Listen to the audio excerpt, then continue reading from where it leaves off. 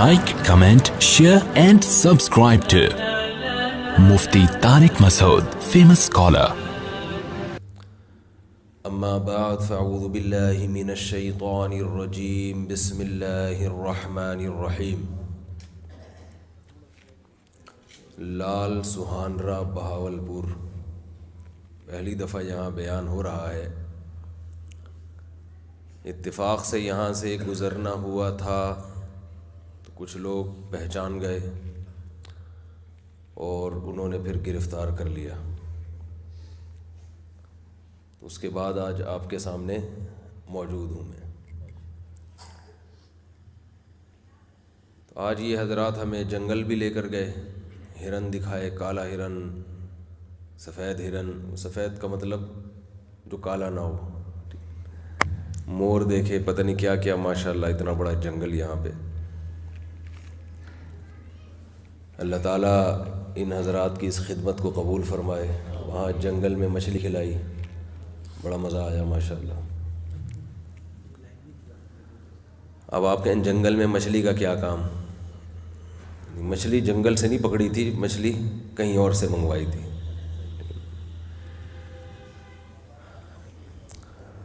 اللہ تعالیٰ کا قرآن مجید میں ارشاد ہے. قرآن مجید کی کچھ آیتیں ایسی ہیں جو پورے اسلام کا گویا خلاصہ بیان کیا اس میں.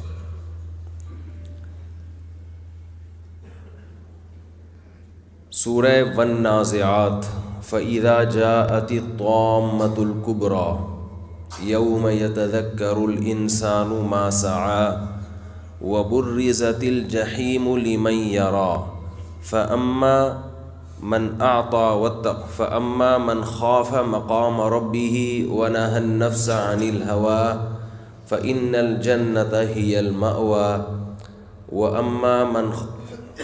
وَأَمَّا مَنْ طَغَى وَآثَرَ الْحَيَاةَ الدُّنْيَا فَإِنَّ الْجَحِيمَ هِيَ الْمَأْوَى.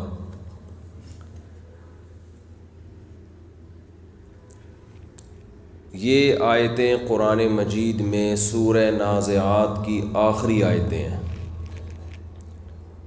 ان آیتوں میں اللہ نے چند جملوں میں پورے اسلام کو بیان کر دیا ہے.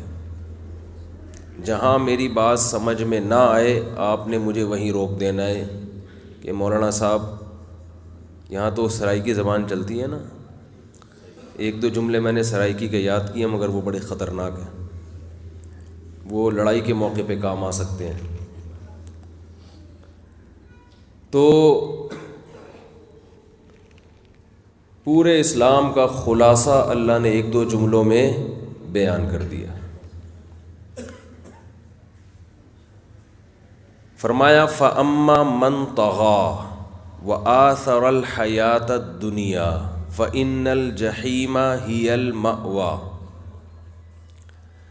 دیکھو بھائی، ہم مسلمان کیوں ہیں؟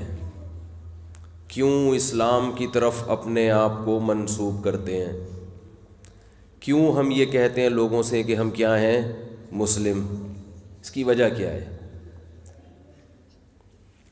اگر اس کی وجہ یہ ہے کہ ہم مسلم گھر میں پیدا ہوئے، ایسے والدین کے گھر میں پیدا ہوئے کہ جو مسلم تھے، اور اس وجہ سے ہم اپنے آپ کو کہتے ہیں کہ ہم مسلم ہیں،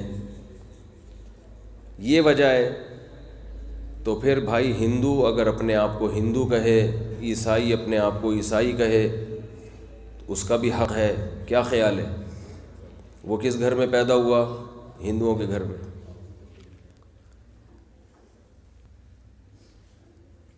اور اگر ہم اپنے آپ کو مسلمان اس لیے کہتے ہیں کہ اسلام کے کچھ بنیادی عقیدے ہیں، آپ بھی انہی عقیدوں کو مانتے ہو، چاہے اس لیے کہ آپ کے والدین مانتے تھے یا اس لیے کہ آپ کا اپنی تحقیق ہے، تو پھر آپ نظریاتی مسلمان ہو. کیونکہ اسلام کہتے ہیں پہلا اس بات کو ماننا کہ اس کائنات کو کسی نے بنایا ہے. یہ کائنات خود بخود، بولو بھائی، نہیں بنی. جس نے بنایا ہے اس کے سوا کسی کی عبادت جائز نہیں ہے. یہ نظریہ ہے اگر آپ کا، تو مسلمان ہو گئے. پھر اتنا بھی کافی نہیں ہے، اس کے سوا کوئی عبادت کے لائق نہیں، اور پھر اس نے اپنے بندوں کی ہدایت کے لیے لاکھوں ہزاروں پیغمبر دنیا میں بھیجے، یہ بھی ماننا پڑے گا آپ کو۔ اگر آپ صرف یہ کہتے ہو کہ اس کائنات کو کسی نے بنایا اور وہ اکیلا ہے، آگے یہ نہیں مانتے کہ اس نے اپنے بندوں کی ہدایت کے لیے پیغمبر بھیجے، تو بھی آپ اپنے آپ کو مسلم، بولنے پر گورنمنٹ نے پابندی نہیں لگائی نا، تو جملہ مکمل کرنا ہے۔ یعنی اللہ کو بھی مانتے ہو، اللہ کو ایک بھی مانتے ہو، اتنا بھی کافی، تو بول لینا نہیں ہے، بہت سے لوگ خاموش بیٹھے ہوئے ہیں، اتنا کافی نہیں ہے۔ بہت سے سائنسدان ایسے ہیں جو مانتے ہیں کہ اس کائنات کو کسی نے بنایا، اور جس نے بنایا وہ کیا ہے؟ تنہا ہے، اکیلا ہے، لیکن اس سے وہ مسلم نہیں بن جاتے۔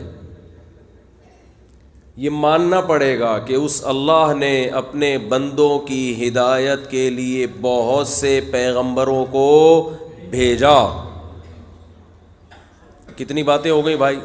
نمبر لگائیں، 3 باتیں ہوئی۔ پہلا، اس کائنات کو کسی نے بنایا ہے، خود سے نہیں بنی، بنانے والا اکیلا ہے، اس کے ساتھ کوئی شریک نہیں ہے۔ بنانے والے نے بہت سے پیغمبروں کو اپنے بندوں کی ہدایت کے لیے بھیجا۔ ایسا نہیں ہے کہ بنا کے اپنے بندوں کو ان کے حال پر چھوڑ دیا، ایسا نہیں ہے کہ بنا جو مرضی کرو۔ چوتھی بات، اس اللہ نے جن پیغمبروں کو بھیجا ان میں بعض پیغمبروں کو کتابیں بھی دیں، وہ کتاب اللہ کا کلام تھی، اس میں اللہ نے خود اپنے بندوں سے براہ راست بات کی ہے۔ یہ کتنے عقیدے ہو گئے؟ 4۔ اور ان کتابوں میں جو مشہور کتابیں ہیں وہ کتنی ہیں؟ 4۔ تورات، حضرت، بولیں بھائی کس پہ نازل ہوئی؟ لو بھیا، موسیٰ علیہ السلام پر قرآن میں اللہ نے ذکر کیا۔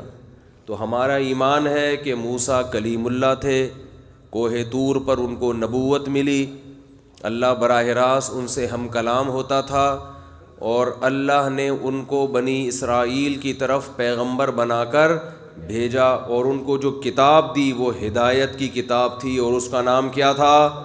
تورات۔ زبور اللہ نے کس کو عطا فرمائی؟ داؤد علیہ السلام کو، یہ بھی بنی اسرائیل کے پیغمبر۔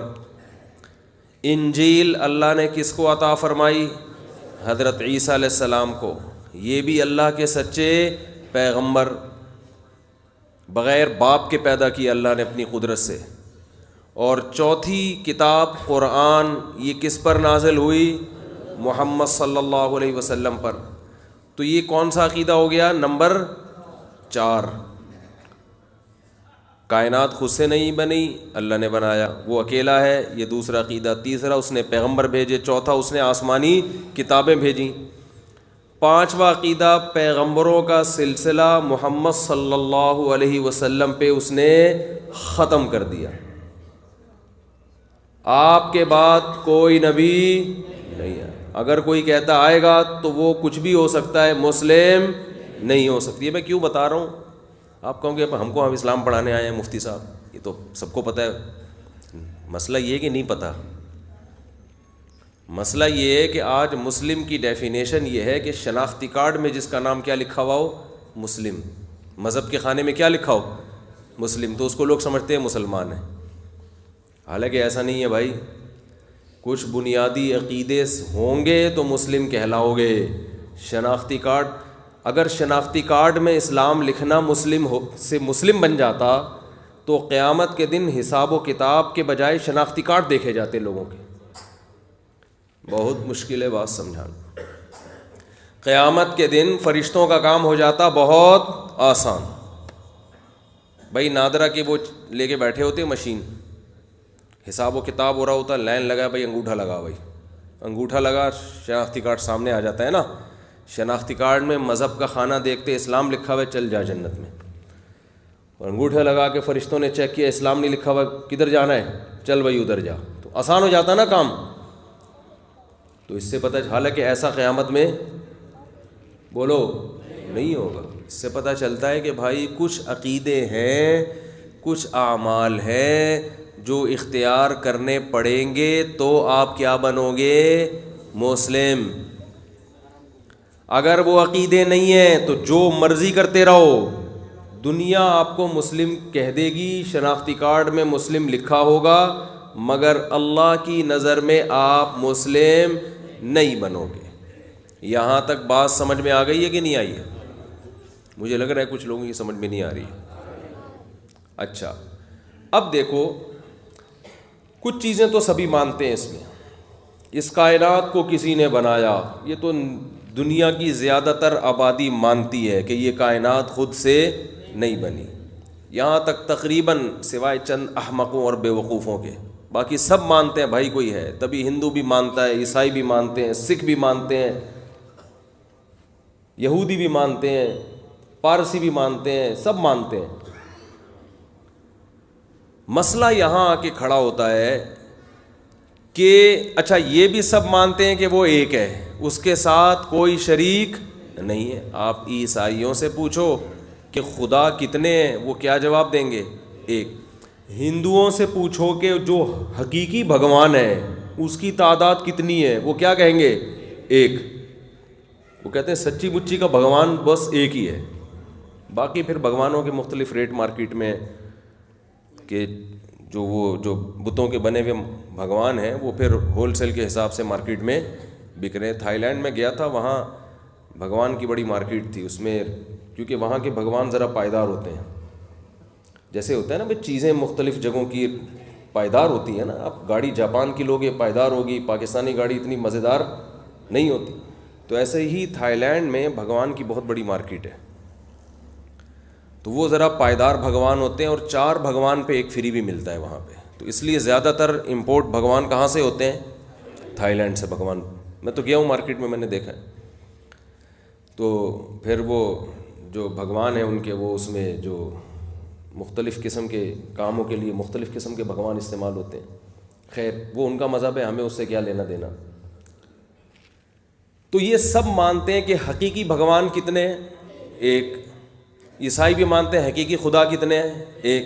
ہر ایک سے وَلَئِن سَأَلْتَهُم مَّنْ خَلَقَ السَّمَاوَاتِ وَالْأَرْضَ لَيَقُولُنَّ اللَّهُ، حتیٰ کہ مکہ کے مشرکین جو 360 بتوں کو پوجتے تھے، جب ان سے پوچھا جاتا کہ اس کائنات کو کس نے بنایا، وہ کہتے تھے صرف اللہ نے۔ یہ بت اللہ اس کائنات کو بنانے میں اللہ کے ساتھ شریک نہیں تھے، ان کو پتا تھا ان کو تو ہم نے اپنے ہاتھوں سے بنایا ہے، یہ کیسے بنا سکتے ہیں؟ تو اتنی کھوپڑی ان مشرکین میں بھی تھی، تو وہ اس کو مانتے تھے کہ خدا کتنے ہیں؟ ایک۔ اب سوال یہ پیدا ہوتا ہے کہ جب وہ بھی ایک خدا کو مانتے تھے، مسلمان بھی ایک خدا کو مانتے تھے، تو پھڈا کس بات کا؟ پھر جھگڑا کس بات کا ہو گیا؟ اصل تو اسلام کی بنیادی دعوت کیا ہے؟ توحید ہے نا۔ نبی صلی اللہ علیہ وسلم نے جب دعوت دی ہے مشرکین مکہ کو، تو نماز روزے کی بات تو بہت بعد میں جا کے کی ہے نا۔ اصل جو پھڈا کھڑا ہوا تھا، جھگڑا کھڑا ہوا تھا، وہ کیا ہے؟ قولوا لا الہ الا اللہ، عبادت معبود صرف کتنے ہیں؟ ایک معبود ہے، اس پر جھگڑا کھڑا ہو گیا نا۔ ابو لہب نے کہا تب لک یا محمد صلی اللہ علیہ وسلم، اے محمد آپ کے ہاتھ معاذ اللہ ٹوٹ جائیں۔ اسی پہ قرآن کی آیت نازل ہوئی تبت یدا ابی لہب، ابو لہب کے ہاتھ ٹوٹ جائیں۔ تو سوال یہ پیدا ہوتا ہے کہ جب ابو لہب کا بھی ایک خدا تھا، اور آپ صلی اللہ علیہ وسلم نے جو پہلی دعوت دی ان کو جمع کر کے، احد کے وہ جو پہاڑ ہے مکہ مکرمہ کا، صفا پہ کھڑے ہو کر، تو اس میں آپ صلی اللہ علیہ وسلم نے بھی ایک خدا کی بات کی، تو پھر جھگڑا کس بات کا ہوا؟ سوال سمجھ میں آئے گا تو جواب سمجھ میں آئے گا بھائی، اگر سوال ہی سمجھ میں نہیں آ رہا تو پھر جواب سمجھ میں نہیں آئے گا۔ تو وہ بھی کہہ رہے تھے ایک خدا ہے، آپ صلی اللہ علیہ وسلم نے بھی فرمایا کہ اللہ کے سوا کوئی معبود نہیں ہے، تو پھر جھگڑا کیا ہوگا؟ بھائی قرآن خود کہتا ہے ان سے پوچھو کہ خدا کتنے ہیں, کائنات کو بنانے والے کتنے ہیں, تو یہ بھی کہتے تھے ایک, اور آپ نے بھی کیا فرمایا, ایک. تو پھر جھگڑا کس بات کا ہے بھائی؟ دو آدمی لڑ رہے ہوں ہوٹل پہ جا کے نا, سفر میں تھے, کھانا کیا کھانا ہے انہوں نے, ایک کہہ رہے بریانی کھانی ہے, آج ہوٹل میں ہم کیا کھائیں گے, بریانی کا آرڈر کرو. دوسرا کہہ رہے نہیں بریانی کھانی ہے. ایک کہہ رہے نہیں تیری بات نہیں چلے گی, کیا کھانا ہے, بریانی کھانی ہے. دوسرا کہتا ہے نہیں میں تیری نہیں مانوں گا, بلکہ آرڈر پہ کھانے پہ کیا منگوانا ہے, بریانی. تو تیسرا جا کے بولے گا بھائی جب تم دونوں کا ہی موڈ بریانی کا ہے تو پھڈا کس بات کا ہے. اب وہ کہنے لگے اصل میں اس کا مسئلہ یہ ہے کہ یہ بریانی منگوا رہا ہے, تمہارا کیا مسئلہ ہے, میرا مسئلہ یہ کہ میں بریانی منگوا رہا ہوں. تو یہ پاگل ہو جائے گا کہ نہیں ہو جائے گا تیسرا آدمی جو ہے بھائی. تو جھگڑے کے لیے ضروری ہے کہ دونوں جھگڑے کرنے والوں کا دعویٰ الگ الگ ہو. ایک کہہ رہا ہے بریانی چاہیے تو دوسرا کیا کہہ رہا ہے, نہاری چاہیے. بریانی نہاری یہاں پنجاب میں نہیں چلتی ہے, نہیں یہاں بریانی نہاری کا لوگوں کو پتہ نہیں ہے. جس کو آپ بریانی کہتے ہو وہ اللہ کی قسم بریانی نہیں ہے. ہم کراچی والوں سے پوچھ لو, آپ اس کو بریانی مت کہو, یہ بریانی کے ساتھ توہین ہے. کئی دفعہ پنجاب میں ایسا ہوا ہے مفتی صاحب آج آپ کو کراچی والی بریانی کھلاتے ہیں. جب ہم نے کھائی ہم نے کہا یار اللہ کا واسطہ بریانی کی جو ڈکشنری میں تعریف لکھی ہوئی ہے اس کو چینج بولو بھائی. بس جو چلتی ہے پھر اس کو وہ والا نام دو جو چلتی ہے, اس کو بریانی مت کہو. دیکھو ہم کراچی کے ہیں, بریانی کے نام پہ مذاق برداشت نہیں کرتے, صحیح ہے نا. بریانی اور نہاری کے نام پہ ہمیں مذاق برداشت نہیں ہے. خیر یہ مذاق کی بات ہے, اس کو سیریس نہ لیں. تو یہ تو میں درمیان میں تھوڑا سا آپ کو فریش رکھنے کے لیے نا, تاکہ جو بات دماغ میں اتارنا چاہ رہا ہوں وہ اتر جائے. تو اب خوب سمجھو کہ نبی صلی اللہ علیہ وسلم نے مشرکین مکہ سے کہا لا الہ الا اللہ, اللہ کے سوا کوئی معبود نہیں ہے. وہ مانتے تھے کہ ایک اللہ ہے, اللہ کے لفظ سے بھی واقف, اللہ کی ذات سے بھی واقف, اللہ کی صفات سے بھی واقف. وہ مانتے تھے اس کائنات کو بنانے والا ایک ہے, لیکن معبود ایک ہے یہ نہیں مانتے تھے. وہ معبود میں اور گاڈ میں فرق ہے. گاڈ سب کے نزدیک ایک ہے, معبود سب کے نزدیک ایک نہیں ہے. کیوں؟ معبود کی ڈیفینیشن کیا ہے, اس کو خوب اچھی طرح سمجھیں. معبود کہتے ہیں جس کی عبادت کی جائے, جس کی عبادت. مشرکین یہ کہتے تھے اور آج بھی کہتے ہیں کہ عبادت اللہ کے علاوہ بھی کسی کی ہو سکتی ہے, اگرچہ اس کائنات کا بنانے والا ایک اللہ ہے, ایک گاڈ ہے. ہندو کہتے ہیں نا بھگوان صرف ایک ہے, لیکن عبادت ان پتھروں کے بنے ہوئے بتوں کی بھی کرتے ہیں وہ. تو اللہ نے بتایا کہ عبادت کے لائق صرف اور صرف ایک ہی ذات ہے, اس کے علاوہ کسی کی عبادت کرنے کی تمہیں اجازت نہیں ہے. تو ہزاروں دفعہ ایک خدا کہتے رہو, یہ توحید اللہ کی نظر میں قبول نہیں ہے.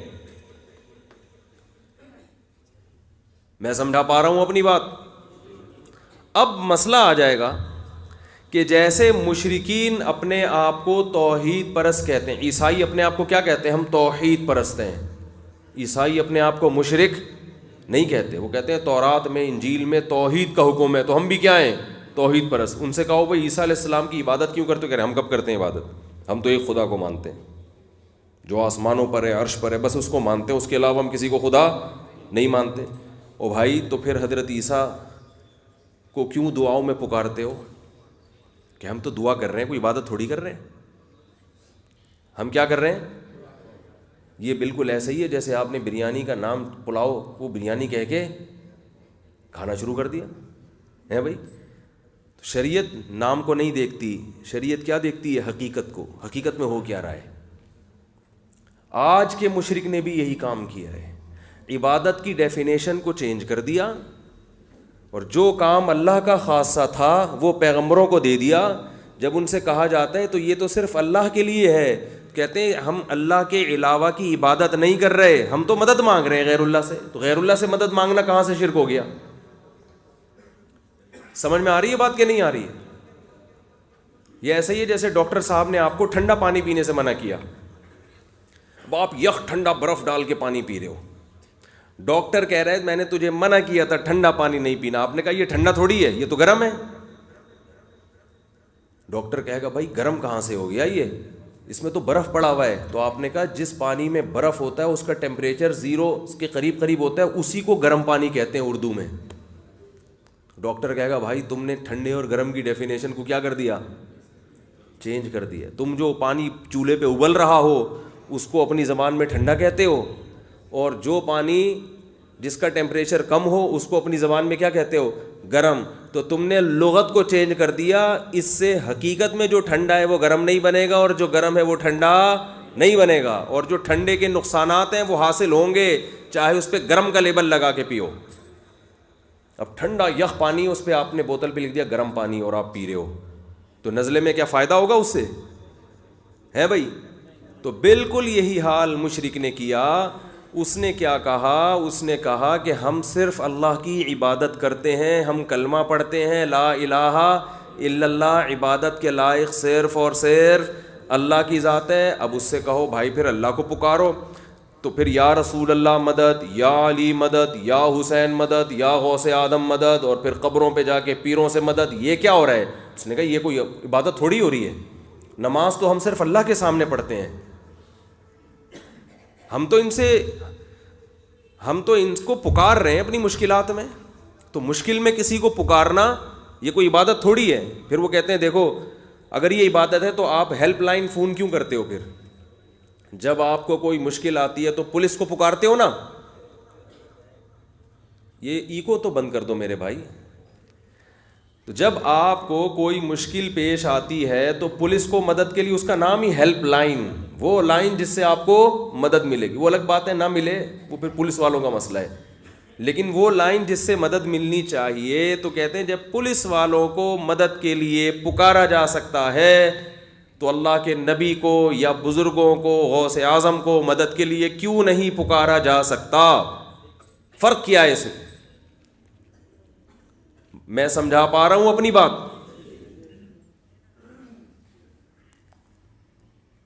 تو یاد رکھو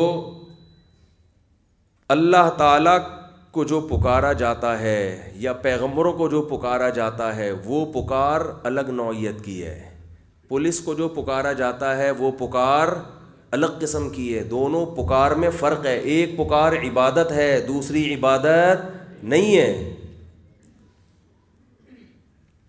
جب ہم کسی کو پکارتے ہیں اسباب کے درجے میں اور وہ ہمارا کام کرتا ہے اسباب کے درجے میں, کوئی لاجک ہوتی ہے اس کی, تو یہ پکار جائز ہے. اس کو دعا نہیں کہا جاتا, یہ جائز پکار ہے. مثلا میں آپ سے کہتا ہوں پانی پلاؤ مجھے پیاس لگ رہی ہے, تو میں نے پیاس میں کس سے مدد طلب کی؟ آپ سے. کیا مطلب؟ اب آپ ٹانگوں سے چل کے جاؤ گے, اب آپ نلکا کھولو گے, پانی گلاس میں نیچے گرے گا, پھر آپ چلتے ہوئے واپس آؤ گے. تو یہ سارے کام اسباب کے دائرے میں ہو رہے ہیں. وہ اسباب جو اللہ نے زمین میں جو نظام بنایا ہوا ہے نا, اس نظام کے تحت ہو رہے ہیں, سسٹم کے تحت ہو رہے ہیں. تو جو مدد اس سسٹم کے تحت ہوگی اس مدد کو دعا نہیں کہا جاتا, اور جو مدد اس سسٹم سے ہٹ کر ہوگی اس کو کیا کہا جاتا ہے؟ دعا, بغیر سبب کے. یہ صرف کس سے جائز ہے؟ اللہ سے جائز ہے. قرآن میں اللہ کا ارشاد ہے, سورہ فاتحہ میں بار بار حکم دیا, ایاک نعبد, اے اللہ ہم تیری ہی عبادت کرتے ہیں, و ایاک نستعین, اور صرف تجھ سے مدد طلب کرتے ہیں. تو اگر پولیس سے مدد طلب کرنا اور اللہ سے مدد طلب کرنا ایک ہی جیسا ہوتا, ایک ہی طرح کی مدد ہوتی, تو پھر ہم یوں کیوں کہتے اللہ صرف تجھ سے مدد طلب کرتے ہیں؟ اس سے پتہ چلتا ہے کہ جو اللہ سے مدد طلب کی جاتی ہے وہ اور قسم کی ہے, اور پولیس سے جو مدد طلب کی جاتی ہے وہ الگ قسم کی ہے. یہ دو قسموں میں فرق کرنا ضروری ہے. آج کے مشرکین نے دونوں قسموں کو گڑبڑ کر دیا ہے اور شرک کے دروازے کھول دیے ہیں. تو ایک مدد ہوتی ہے اسباب کے تحت. آپ بیمار تھے, ڈاکٹر کے پاس گئے, شادی ہو گئی, 10 سال ہو گئے, اولاد نہیں ہو رہی, حکیم کے پاس جاتے ہیں نا کہ بھئی اولاد چاہیے. کیا مطلب؟ اسباب کے تحت وہ کوئی طاقت کی دوا دے گا جس سے اولاد کے جرثومے بڑھ جائیں گے، عورت میں بانجھ پن ہے اس کا علاج کرے گا. یہ چیزیں جو اللہ نے دنیا میں اسباب پیدا کیے ان کے تحت ہیں کہ نہیں ہیں؟ یہی وجہ ہے کہ اسباب سے ہٹ کے وہ آپ کی مدد نہیں کرے گا. مثال کے طور پر آپ 90 سال کے ہو گئے اور آپ کی بیگم کی عمر 99 سال، بلکہ آپ کو 99 کر لیتا ہوں، بیگم کو 90 پہ لے آتا ہوں، پھر مثال صحیح بنے گی نا. آپ ہو گئے 99 کے اور بیگم ہو گئی 90 سال کی، اولاد نہیں ہو رہی. اب آپ حکیم کے پاس جاؤ، بھائی اولاد نہیں ہو رہی، کوئی دوا مل جائے گی؟ حکیم کہے گا میں خدا بولو نہیں، بڑھاپے میں کوئی دوا کام نہیں آتی. ڈاکٹر کے پاس گئے، ڈاکٹر صاحب میری عمر 99 سال ہے اور بیگم صاحبہ کی عمر 90 سال ہے،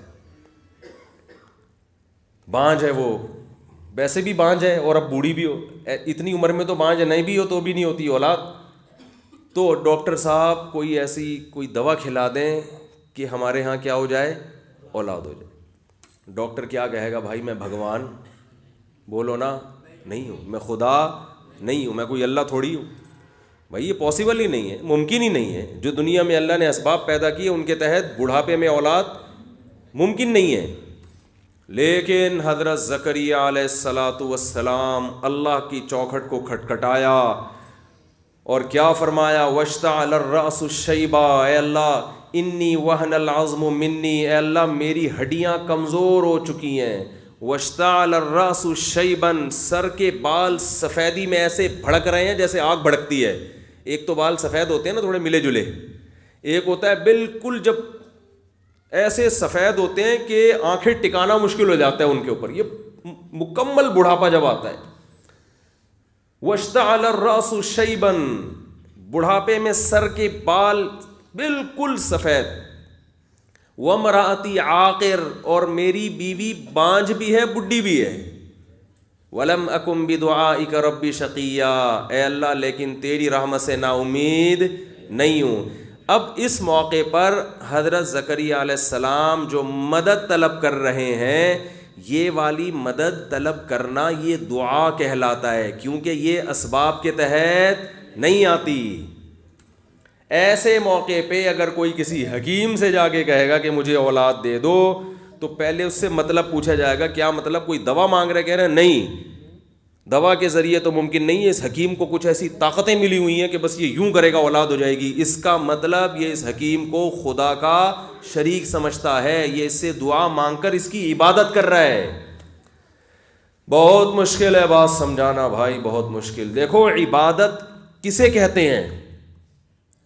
عبادت کہتے ہیں کہ کسی کی تعظیم میں کسی کی ایسی تعظیم کرنا یہ سمجھ کے کہ یہ جس کی میں تعظیم کر رہا ہوں نا، یہ اسباب سے ہٹ کر مجھے نقصان بھی پہنچا سکتا ہے اور مجھے نفع بھی پہنچا سکتا ہے. عبادت کہا جاتا ہے. اس تعظیم کو کیا کہا جاتا ہے؟ عبادت.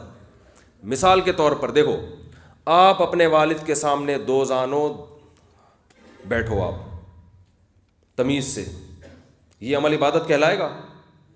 نہیں. یہ تعظیم تو ہے لیکن عبادت نہیں ہے. لیکن اتحیات میں ہم دو زانوں اللہ کے سامنے اسی انداز سے بیٹھتے ہیں، یہ ایسی تعظیم ہے جو کیا ہے؟ عبادت ہے.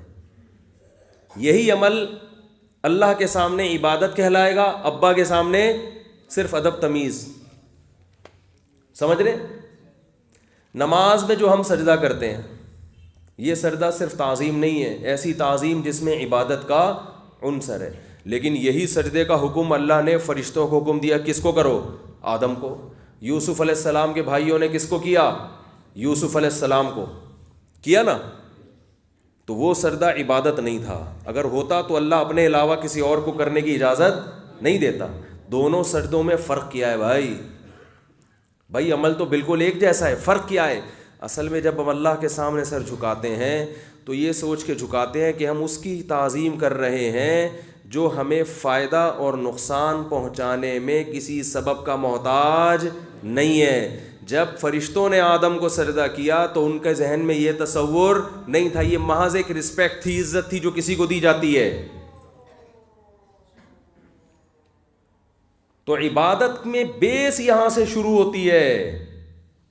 کہ جس کی تعظیم کی جا رہی ہے اگر اس کے بارے میں یہ تصور ہے کہ یہ مجھے نفع اور نقصان پہنچا سکتا ہے، نفع نقصان پہنچانے میں کسی سبب کا محتاج نہیں ہے، تو بس آپ نے اس کو معبود بنا لیا۔ مشرکین مکہ 360 بتوں کے بارے میں یہ سمجھتے تھے کہ یہ ہمیں نفع اور نقصان پہنچا سکتے ہیں اسباب سے ہٹ کے بھی۔ بات آ رہی ہے سمجھ میں؟ لیکن اب آج کے مشرک نے اس میں گڑبڑ کر دی۔ جب آج کے مشرک سے کہا جاتا ہے تم ان لوگوں کو کیوں پکارتے ہو، تم یہ سمجھتے ہو کہ یہ وہاں بیٹھے بیٹھے ہماری مدد کر دیں گے جہاں پر ہے یہ، اور مدد میں کسی سبب کے محتاج نہیں ہے، تو تم نے تو ان کو اللہ بنا لیا۔ کہتے نہیں، اللہ نہیں بنایا ہم نے، بلکہ ہم یہ کہتے ہیں کہ اللہ جب مدد کرتا ہے تو خود سے کرتا ہے، اور یہ بزرگ جب ہماری مدد کریں گے تو اللہ کے دیے ہوئے اختیارات کی وجہ سے کریں گے۔ یہ اللہ نے ان کو کیا دے دیے ہیں؟ اختیارات۔ میں سمجھا پا رہا ہوں اپنی بات؟ تو یہ بھی بات کو کیا کیا ہے؟ گھمایا ہے۔ اس لیے کہ مشرکین مکہ جو شرک کیا کرتے تھے، اس شرک میں یہ نہیں تھا کہ یہ بت خود سے کرتے ہیں، ان کا یہ خیال تھا کہ یہ بزرگوں کی بنائی ہوئی مورتیاں ہیں، اللہ نے خوش ہو کر ان مورتیوں کو اختیارات دے دیے ہیں، لہذا اب یہ اللہ کے حکم سے کرتے ہیں جو کچھ ہماری مدد کر رہے ہیں، اللہ نے ان کو اختیارات دے دیے ہیں۔ تو قرآن پورا اسی پہ نازل ہوا کہ اللہ نے اپنے اختیارات میں کسی کو اپنے ساتھ شریک نہیں کیا، کسی کو نہیں دی اختیارات۔ مشرکین یہ ہرگز نہیں کہتے تھے کہ یہ خود سے خود مختار ہیں، نا نا نا نا، وہ جانتے تھے ان کو تو ہم نے بنایا اپنے ہاتھوں سے خود مختار کہاں سے ہو گئے؟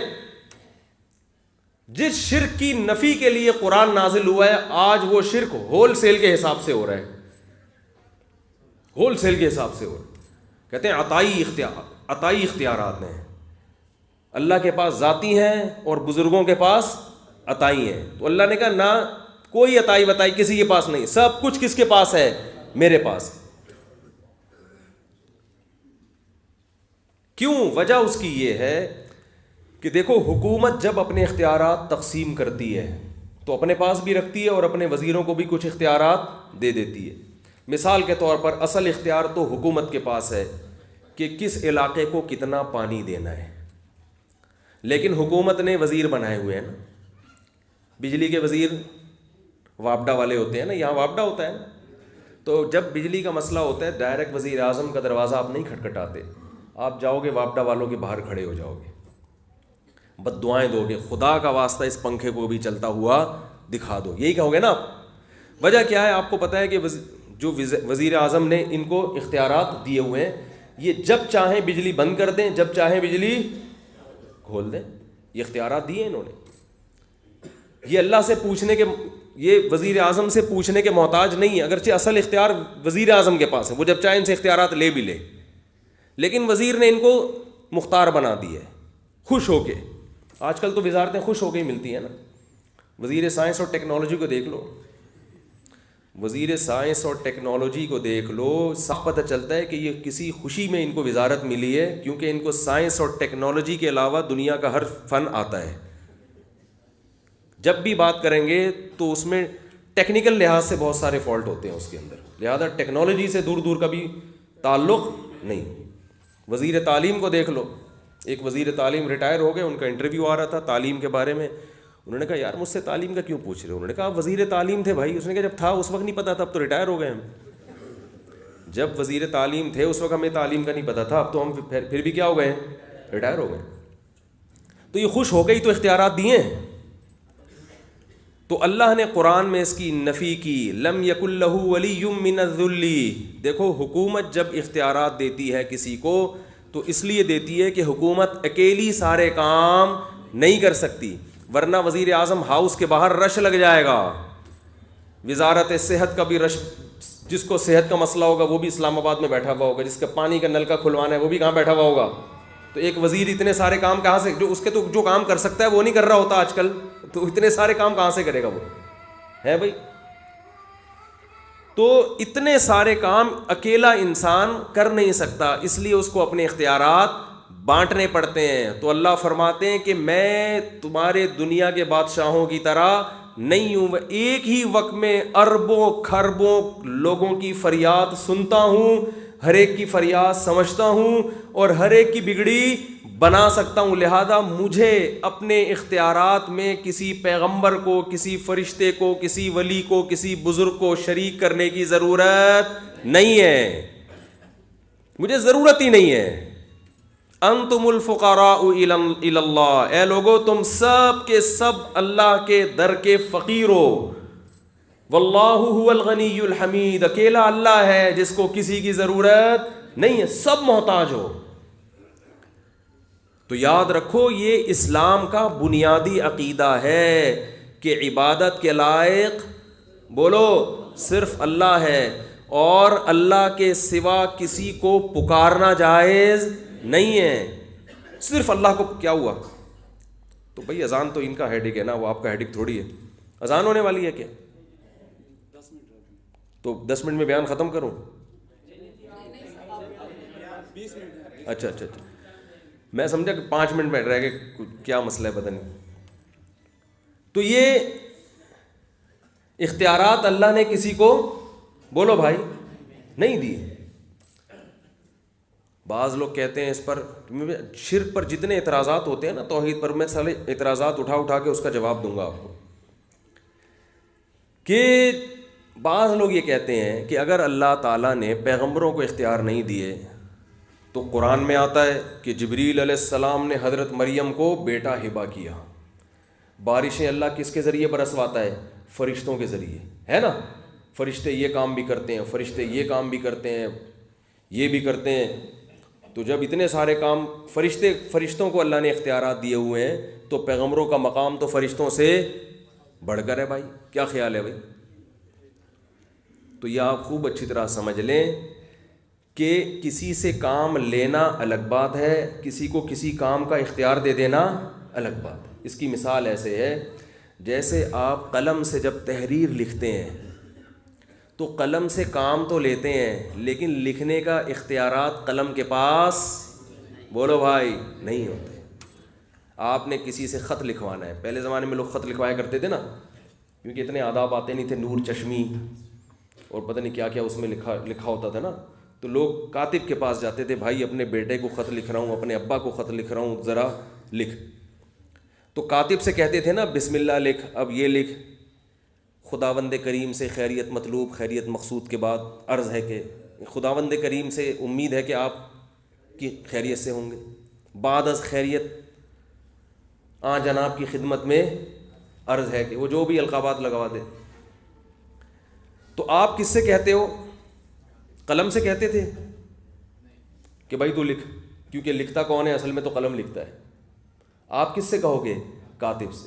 حالانکہ کاتب خود نہیں لکھ رہا, قلم سے کام لے رہا ہے, لیکن آپ کو پتہ ہے کہ قلم اس کے ہاتھ میں مجبور ہے, ایک نقطہ بھی اپنی مرضی سے نہیں لگا سکتا, جدھر کو گھمائے گا ادھر کو گھومے گا. ساری زندگی چیختے رہو گے نا قلم کو کہ لکھ, قلم کہے گا بھائی جب تک کوئی کاتب اٹھا کے مجھے گھمائے گا نہیں, میرے اندر لکھنے کی طاقت نہیں ہے. اسی وجہ سے کاتب سے لکھوایا جاتا ہے, مدد کاتب سے طلب کی جاتی ہے, قلم سے نہیں کی جاتی, اس کو نہیں پکارا جاتا. تو اللہ تعالیٰ نے اس کائنات میں بہت سارے کام اپنے فرشتوں سے لیے ہیں اور لیتا ہے, لیکن وہ ایسے جیسے فرشتے ایسے اللہ کے ہاتھ میں مجبور ہوتے ہیں جیسے قلم کس کے ہاتھ میں؟ کاتب کے ہاتھ میں. ایسے فرشتوں پر اللہ کا کنٹرول ہے, جدھر کو چاہے گھما دیں اللہ اس کو. حکم دیتے ہیں جا بھائی موت کے فرشتے کہتے ہیں اس کی جا کے موت روح قبض کر کے لے آ. اب یہ نہیں کہہ سکتے کہ موت کے فرشتے کو اختیار ہے جب چاہے آپ کو موت دے دے, جب چاہے آپ کو حیات دے دے. وہ نہیں دے سکتا, وہ ریموٹ کنٹرول کی طرح جائے گا, جس کو مارنا ہوگا اس کو مار کے آ جائے گا.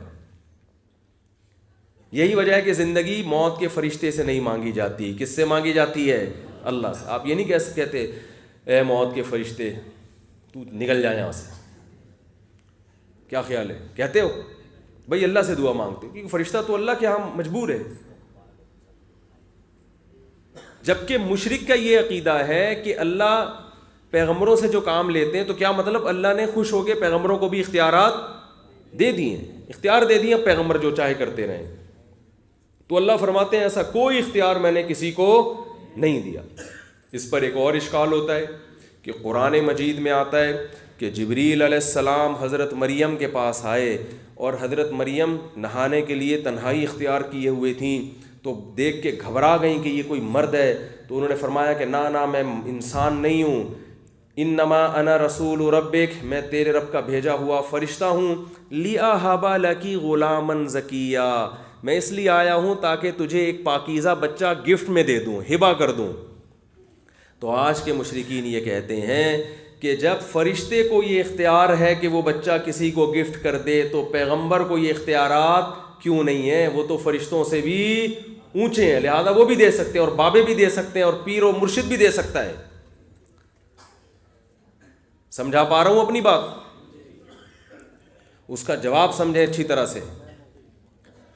دیکھو قرآن مجید میں بعض دفعہ کسی شے کی طرف نسبت ہوتی ہے مجازی, حقیقی نسبت نہیں ہوتی ہے. کوئی ذریعہ بن جائے نا, اس کی طرف بھی نسبت کر دی جاتی ہے. میں اس کی ایک مثال دیتا ہوں لوگوں کو. آپ جب دعوت میں جاتے ہو, آپ کہتے ہو کوئی آپ سے پوچھا آپ نے کیا کھایا, آپ کہا بھائی میں تو پلاؤ کی 3 پلیٹیں کھا گیا. کیا کھا گیا؟ تو کھانے کی نسبت آپ پلیٹوں کی طرف کر رہے ہو, حالانکہ پلیٹیں آپ اگر کھاؤ گے تو آئندہ کوئی آپ کو دعوت میں کبھی بھی نہیں بلائے گا. بولے گا بندہ تو پوری پلیٹیں غائب کر دیتا ہے یار. کوئی پوچھ رہا ہوتا ہے کتنی ڈشیں کھائی, بھائی میں تو صرف 2 ڈشیں کھائی میں نے. تو سوال پیدا ہوتا ہے ڈش کیسے کھا گیا تو؟ تو مراد ڈش نہیں ہوتی, بلکہ ڈش کے اندر جو چاول ہوتے ہیں وہ ہوتے ہیں. 1 پلیٹ بریانی ہوتی ہے, پلاؤ ہوتی ہے, پلاؤ کھا گیا. لیکن پلاؤ اور اس پلیٹ کا گہرا رشتہ ہے, تو مجازن نسبت کر دی جاتی ہے کس کی طرف؟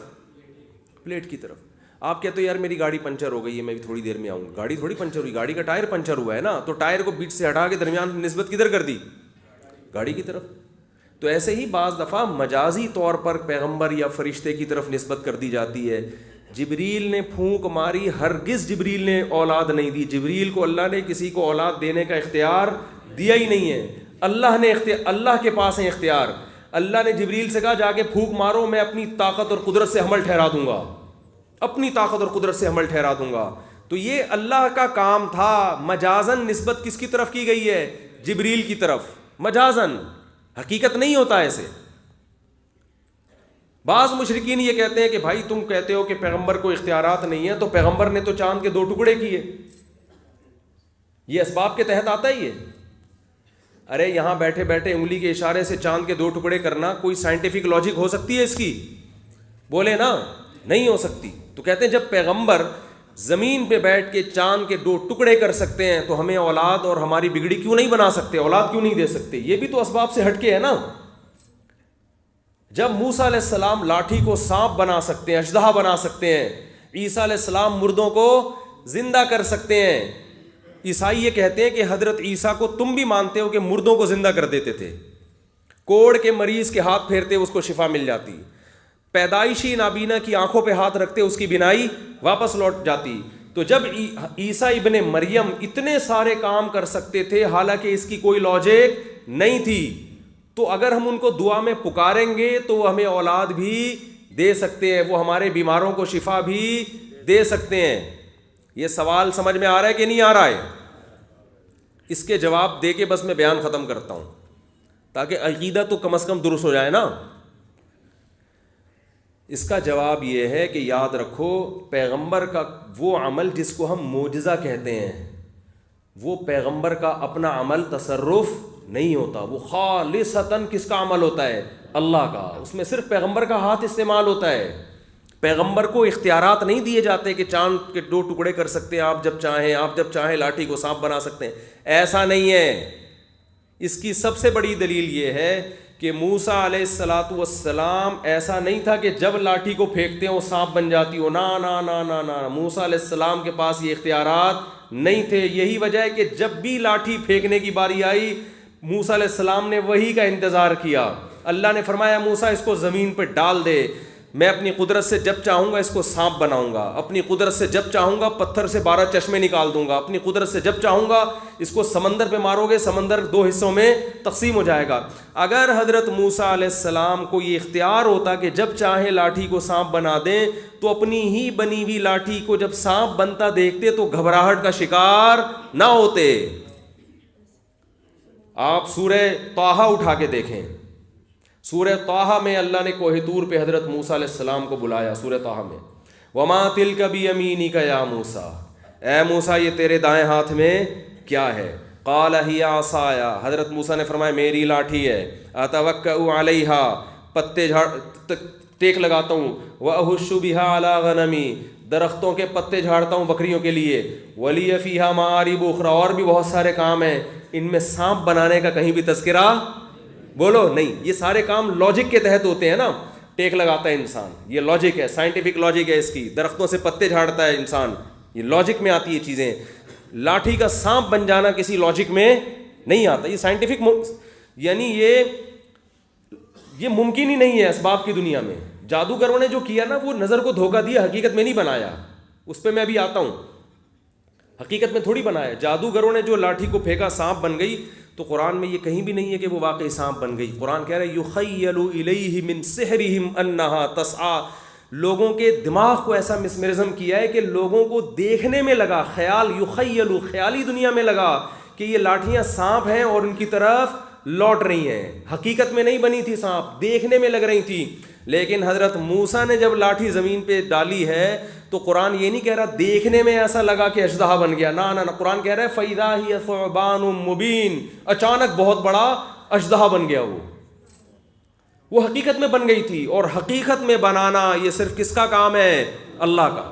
تو موسیٰ علیہ السلام نے جب لاٹھی کے بارے میں اللہ کو بتایا کہ اس سے پتے جھاڑتا ہوں, یہ کرتا ہوں, وہ کرتا ہوں, تو اللہ نے فرمایا القھا یا موسیٰ, اے موسیٰ ذرا اسے زمین پہ ڈال. اگر اختیارات ہوتے تو حضرت موسیٰ کہتے اللہ مجھے پتہ ہے میں جب چاہوں لاٹھی کو کیا بنا سکتا ہوں, سانپ.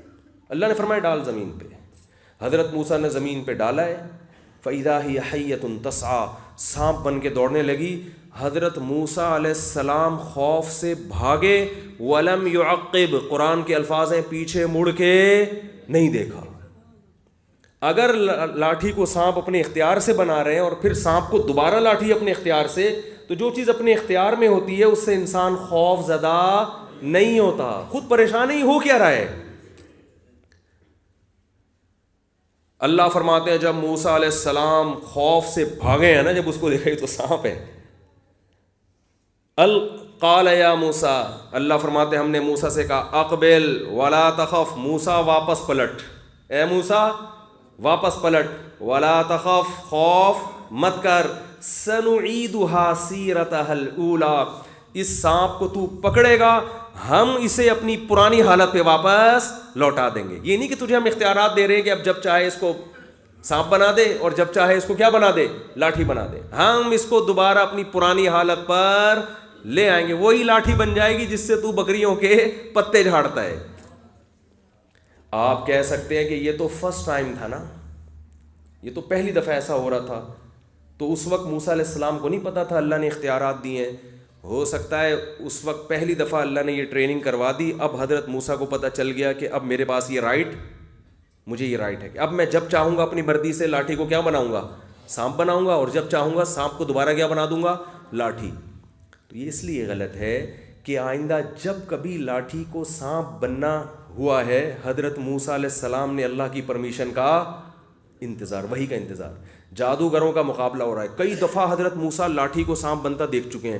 فرعون کے پاس گئے, زمین پہ ڈالا, لاٹھی سانپ بن گئی. بہت دفعہ یہ معجزہ ہوا ہے. اس کے باوجود جب جادوگروں سے مقابلہ ہو رہا ہے, قرآن کے الفاظ ہیں ادھر ہزاروں جادوگر, اور انہوں نے لاٹھیاں زمین پہ ڈالی, وہ ہزاروں سانپ بن کر حضرت موسیٰ کی طرف دوڑنے لگیں. یہاں حضرت موسیٰ لاٹھی لے کے کھڑے ہوئے اکیلے, اور آپ کے ساتھ حضرت ہارون. قرآن کہہ رہا ہے فَأَوْجَسَ فِي نَفْسِهِ خِيفَةً مُوسیٰ, یہاں بھی موسیٰ کے دل میں کیا ہوا, خوف. یہ میرا ہوگا کیا, اتنے سارے سانپ میرے پہ حملہ کریں گے, میں تو بچوں گا ہی نہیں, میں تو ہار گیا مقابلہ. بھائی اگر اختیارات ہوتے تو کہتے کوئی بات نہیں, میرے پاس تو یہ بڑا زبردست سجدہ ہے, میں تو جب چاہوں گا بنا دوں گا. نا نا نا نا نا نا, قرآن کہہ رہے قلنا لا تخف، یہاں بھی اللہ نے فرمایا موسیٰ گھبرا مت، انک انت الاعلی، آج مقابلہ تو جیتے گا، والقی ما فی یمینک، تیرے دائیں ہاتھ میں جو لاٹھی ہے نا اس کو کیا کر دے، زمین پہ ڈال دے، تلقف ما صنعوا، جتنا جادو ہے نا یہ ایک نوالے میں یہ سانپ، کیا تیرا جو سانپ ہے یہ کیا کرے گا، نگل لے گا اس کو۔ تو بھائی معجزہ پیغمبر کے اختیار میں نہیں ہوتا، خالصتاً کس کا عمل ہے، یہ اللہ کا۔ اور کرامت جو بزرگوں کی ہے یہ بھی بزرگ کے اختیار میں نہیں ہوتی، یہ بھی خالص کس کا عمل ہے، اللہ کا ہے۔ کسی بزرگ کی کرامت دیکھ کر آپ اس بزرگ سے مانگنا شروع کر دیں تو یہ جہالت ہے، اس لیے کہ وہ بزرگ کا اپنا عمل نہیں ہے، وہ کس کا عمل ہے، اللہ کا۔ اللہ جب چاہتا ہے کسی بزرگ کے ہاتھ پہ کوئی کرامت ظاہر کر دیتا ہے اور جب چاہتا ہے نہیں کرتا، یہ تو اللہ کا اختیار ہے۔ تو مانگنا کس سے ہے بھائی، اللہ سے۔ جیسے قلم کو اختیار نہیں ہے نقطہ لگانے کا بھی، لیکن قلم سے نقطے لگ رہے ہوتے ہیں، الف با تا اے بی سی ڈی بن رہا ہوتا ہے، اس کے باوجود آج تک کوئی بے وقوف کبھی قلم کو نہیں پکارتا، ہمیشہ کاتب سے مدد طلب کی جاتی ہے۔ تو پیغمبروں کے معجزے دیکھ کر یا ولیوں اور بزرگوں کی کرامتیں دیکھ کر ان بزرگوں سے مانگنا شروع کر دینا، ان پیغمبروں سے مانگنا شروع کر دینا، یہ ایسے ہی حماقت کا کام ہے جیسے آپ کسی کمپوزر کو دیکھو کہ کمپیوٹر پہ ٹائپ کر رہا ہے تو آپ نے کمپوزر کے بجائے کمپیوٹر سے مطالبات کرنا شروع کر دی۔ کمپیوٹر کے پاس گیا، یار بھائی تو میرے لیے ایک خط تو لکھ دے۔ کمپیوٹر کہے گا بھائی کی بورڈ نکال، بٹن دبا، جو بٹن دبائے گا وہ لکھ کے سامنے بولو آ جائے گا۔ تو میرے بھائی اب توحید سمجھ میں آ رہی ہے، سمجھ میں آ رہا ہے کہ اللہ کے علاوہ عبادت کا مطلب کیا ہے، کسی کو پکارنا اپنی حاجات میں، یہ عبادت ہے، اور یہ صرف کس کے ساتھ جائز ہے، اللہ کے۔ تبھی قرآن میں جگہ جگہ ہے وَمَن يَدْعُ مَعَ اللَّهِ إِلَٰهًا آخر، جو اللہ کے ساتھ کسی کو پکارے گا، جو اللہ کے ساتھ کسی کو پکارے گا فَإِنَّمَا حِسَابُهُ عِندَ رَبِّي، اس کا حساب کس کے ذمے ہے، اللہ کے ذمے۔ اللہ نے یہ نہیں کہا کہ جو اللہ کے سوا کسی کو پکارے گا، نا نا نا نا نا، مشرکین اللہ کے ساتھ پکارتے ہیں، اللہ کے علاوہ نہیں پکارتے۔ جتنے دنیا میں مشرک پائے جاتے ہیں اللہ کو بھی پکارتے ہیں اور اللہ کے علاوہ کو بھی پکارتے ہیں۔ اللہ کہتے ہیں کہ مجھے ہی پکارا جائے گا، میرے علاوہ اور میرے سوا کا آپشن تمہارے پاس نہیں ہے۔ تبھی قرآن میں جو سورہ فاتحہ میں ہم پڑھتے ہیں ایاک نعبد، اے اللہ صرف تیری عبادت کرتے ہیں، وایاک نستعین، تجھ ہی سے مدد طلب کرتے ہیں۔ اس آیت کے جتنے ترجمے جس زبان میں بھی آپ دیکھ لیں، انگلش میں بھی، اردو میں بھی، فارسی میں بھی، سرائکی میں بھی، پنجابی میں بھی، سب کا ترجمہ کیا ہے کہ صرف تجھی سے۔ اس کا مطلب نہیں ہم تجھے پکارتے ہیں، تجھ ہی سے مدد طلب کرتے ہیں، تجھ ہی سے، تیرے علاوہ کسی اور سے مدد نہیں طلب کرتے۔ ایک آخری سوال کر کے میں اپنے بیان کو ختم کرتا ہوں۔ میں بھائی بات سمجھا پا رہا ہوں اپنی؟ آخری سوال، جو لوگ یہ کہتے ہیں کہ اللہ کے علاوہ بھی اللہ نے اختیارات دیے ہوئے ہیں، پیغمبروں کو، ولیوں کو، بزرگوں کو اللہ نے اپنے اختیار سے دیے ہوئے ہیں، ان کے بارے میں 20 سال سے تقریباً 15-16 سال ہو گئے ہوں گے، میرا خیال ہے ایک سوال میرا یوٹیوب پہ گھوم رہا ہے، اس کا مارکیٹ میں کوئی جواب نہیں دے رہا۔ وہ سوال یہ ہے کہ اگر اللہ نے اپنے محبوب بندوں کو کچھ اختیارات دیے ہوئے ہیں تو وہ یا تو ٹوٹل اتنے وہ اختیارات یا تو محدود ہوں گے یا لامحدود ہوں گے۔ بات آ رہی ہے سمجھ میں؟ یا تو وہ محدود ہوں گے یا لامحدود۔ اگر آپ کہتے ہیں وہ لامحدود ہیں، سب کچھ دیا ہوا ہے، تو پھر اللہ کو کب پکاریں اور ان بزرگ یا پیغمبر کو کب پکاریں؟ کیونکہ جب سارے اللہ نے دے ہی دیے ہیں تو پھر اللہ کو پکارنے کی ضرورت ہے کیا؟ دیے اس لیے نا تاکہ ان کو پکارو بھائی۔ ارے وزیر اعظم اگر آپ کو یہاں واپڈا کا کسی کو چیئرمین بنا دیتے ہیں تو اس لیے کہ میرے گھر پہ آنے کے بجائے کہاں جاؤ، ادھر جاؤ نا، بھاولپور میں جو واپڈا کا تمہارا جو آفس ہے وہاں جاؤ نا بھائی، ادھر اسلام آباد کیوں آ رہے ہو ڈائریکٹ؟ تو اللہ نے اگر پیغمبروں کو اختیارات دیے لامحدود، جیسے کہ اللہ کے اختیارات بھی کیا ہے لامحدود، تو پیغمبر بھی اگر مختار کل ہیں، ہر چیز کے اختیارات دیے ہیں، تو پھر دعا کس وقت اللہ سے مانگی جائے گی اور کس وقت پیغمبر سے؟ کوئی ساری زندگی پیغمبر سے ہی مانگتا رہے، اللہ سے کبھی بھی نہ مانگے، تو اس میں کوئی حرج ہے؟ اگر حرج ہے تو کیوں ہے بھائی؟ جب دیے ہیں تو اسی لیے دیے نا کہ مانگو، ان سے مانگو، میں نے خوش ہو کے ان کو اختیارات دے دیے ہیں۔ اور کوئی ساری زندگی صرف اللہ سے ہی مانگے, پیغمبر سے نہ مانگے, تو سوال پیدا ہو جائے مانگنا ہی نہیں تھا تو اللہ نے ان کو اختیارات دیے کیوں؟ اور پھر اللہ اور پیغمبر میں فرق کیا ہو گیا؟ جب ساری طاقتیں اللہ کی بھی ہیں اور پیغمبر کی بھی ہیں تو دونوں کی طاقت برابر ہو گئی نا. آپ کہہ سکتے ہو ان کی ذاتی ہے ان کی عطائی ہے, تو عطائی بھی ہے لیکن ہو تو برابر گئی نا, اختیارات تو برابر ہو گئے. تو اگر آپ یہ کہتے ہو کہ نہیں لامحدود نہیں ہے بلکہ وہ اختیارات کیا ہیں؟ محدود ہیں, اللہ سے کم ہیں, اللہ نے دیے ہیں مگر وہ کیا ہیں؟ محدود ہیں, لمٹ ہے ان کی کوئی. تو وہ جو لمیٹڈ اختیارات ہیں وہ معلوم ہیں یا مجہول ہیں؟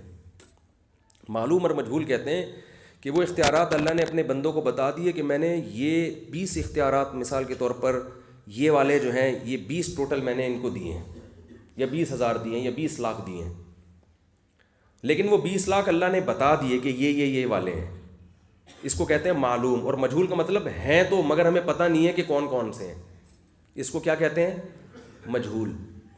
جیسے دیکھو نا, ایک آدمی بیٹھا ہوا ایک دکان میں, آپ کو پتہ ہے یہ کوئی پڑھا لکھا ہے, اس کو کچھ وہ چیزیں آتی ہیں جو ہمیں نہیں آتی, لیکن کیا آتا ہے یہ پتہ ہی نہیں ہے آپ کو, تو کوئی فائدہ ہے اس کے پاس جانے کا؟ بھائی ہو سکتا ہے یہ ڈاکٹر ہو سکتا ہے یہ کوئی میکینک ہو سکتا ہے یہ کوئی بہت بڑا انجینئر ہو, تو اختیارات تو ہیں اس کے پاس, صفات تو ہیں, لیکن ہمیں پتہ نہیں ہے کیا ہے کوئی بڑا فنڈر, لیکن ہمیں پتہ نہیں کہ یہ ہے کیا, تو فائدہ ہے کچھ؟ تو اللہ نے جو ولیوں کو پیغمبروں کو اختیارات دیے ہیں یا تو لامحدود دیے ہوں گے یا کیا ہوں گے؟ محدود. کچھ ہوں گے وہ, تو وہ کچھ یا تو معلوم ہوں گے یا مجہول. مجہول کا مطلب ہمیں پتہ ہی نہیں ہے کہ کون کون سے ہیں. تو اگر ہمیں پتہ ہی نہیں ہے تو پھر کیسے ہم ان کو پکاریں گے؟ ہمیں پتہ ہی نہیں کہ اولاد دینے کا ان کو اختیار ہے یا نہیں ہے بھائی, بگڑی بے روزگار کو روزگار دینے کا اختیار ہے یا نہیں, یہ تو ہمیں پتہ ہی نہیں ہے. جو مجہول اختیارات ہوتے ہیں ان کا کوئی فائدہ ہوتا ہے؟ ارے ایک آدمی وزیر ہے لیکن آپ کو پتہ نہیں کس چیز کا وزیر ہے یہ, تو آپ کو یہی نہیں پتہ چلے گا کہ میں اس کے پاس تعلیم کے لیے جاؤں, صحت کے لیے جاؤں, بجلی کا کھمبا لگوانا ہے اس سے جا کے میں نے, یا نلکا کھلوانا ہے. جب تک پتہ نہیں چلے گا تو فائدہ کیا ہوگا اختیار دینے کا؟ پولیس بلوائے بھائی, یہ بہت مشکل کیس ہے, ان کی سمجھ میں نہیں آ رہی بات. تو مجہول ہے یا کیا ہے؟ معلوم ہے. اگر مجہول ہے تو پھر فائدہ نہیں ہے. اگر معلوم ہے تو لسٹ پیش کریں کون سے بزرگ کو کون سے اختیارات دیے. اگر پیغمبر کو اللہ نے دیے تو اس کی لسٹ پیش کریں کہ یہ والے دیے ہیں یہ والے نہیں دیے. قیامت آ جائے گی, کسی مشرک کے پاس اس سوال کا جواب نہیں ہے, وہ یہ نہیں بتا سکتا کہ پیغمبر کو کون سے اختیارات اللہ نے دیے. تبھی وہ مبہم دعویٰ کرتا ہے کہ مختار کل ہیں, سب کچھ کا اختیار دے دیا ہے. تو بھائی اگر سب کچھ کا دیا ہے تو پھر کس چیز میں ہم نے اللہ سے دعا مانگنی اور کس چیز میں ہم نے پیغمبر سے؟ جب سارے اللہ نے پیغمبروں کو بھی دے دیے ہیں, جب اولاد کا بھی پیغمبر کو اللہ کے پاس بھی, تو پھر اللہ سے کب اولاد مانگے اور پیغمبر سے کب مانگے, یا دونوں سے ہی مانگے؟ ان باتوں کا میرے بھائی کسی کے معذرت کے ساتھ کسی کے فادر کے پاس بھی کوئی جواب, ویسے تو اردو میں کہتے ہیں کسی کے باپ کے پاس بھی جواب نہیں, لیکن تھوڑی سی ایبیوز لینگویج ہوئے گی نا, یہ کسی کے ڈیڈی اور پاپا کے پاس اس کا جواب بولو بھائی نہیں ہے کسی کے پاس. اس لیے تبھی عیسائیت جو ہے نا, شرک کر کے کرتے ایسے اندھیروں میں پھنس چکے ہیں کہ اب نکلنا چاہتے بھی ہیں تو نکل نہیں سکتے. انہوں نے کہا حضرت عیسیٰ علیہ السلام جب مردوں کو زندہ کرتے تھے اور یہ کرتے تھے اور وہ کرتے تھے تو ہماری بگڑی کیوں نہیں بنا سکتے؟ ہمارے پاس آسان, جب بھائی وہ کرتے ہی نہیں تھے, کرتا کون تھا؟ اللہ کرتا. ان کا تو صرف ہاتھ استعمال ہو رہا تھا, وہ قم باذن اللہ کہہ رہے تھے اللہ کے حکم سے. مردہ کون زندہ کر رہا تھا؟ اللہ. لہٰذا مردوں کو زندہ کرانا ہے تو اللہ سے رابطہ کرو, اور اللہ جواب میں کہے گا کہ میں یہ کام نہیں کر, مجھے اختیار ہے مگر میں جو مر جاتا ہے اس کو زندہ کرتا نہیں ہوں. لہٰذا جو ابھی مرے نہیں ہیں ان کو بچانے کی کوشش کرو, کورونا سے اور مختلف چیزوں سے, بیماریوں سے, ٹھیک ہے نا, ان کی تو فکر کرو. جب ایک دفعہ میں موت دے دیتا ہوں تو دوبارہ زندہ نہیں کرتا. 2-3 دفعہ اللہ نے مردوں کو زندہ کیا, ایک ابراہیم, یہ حضرت عیسیٰ علیہ السلام کے دور میں, اور حضرت ابراہیم کے دور میں وہ جو پرندوں کو ذبح کیا تھا ان کو اللہ نے زندہ کر دیا, اور وہ جو نمرود کے سامنے جس نے توحید بیان کی تھی اس کو کہ ہاں اللہ نے زندہ کر دیا. تو چند ایسے واقعات ہیں. تو بھائی اپنا عقیدہ درست کرو, ہم ایک خدا کی عبادت کے قائل ہیں, اور عبادت کا مطلب کیا ہے؟ صرف اسی سے مدد طلب کرتے ہیں.